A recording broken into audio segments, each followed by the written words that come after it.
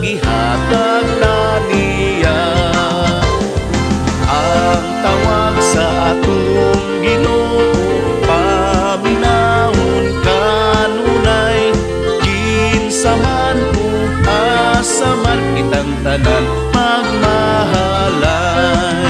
Sa pagpanaw natong bisan asa, ang kada tawo igsuon taman, maong kinabuhi nga gikan sa Dios ipaambit sa tanan.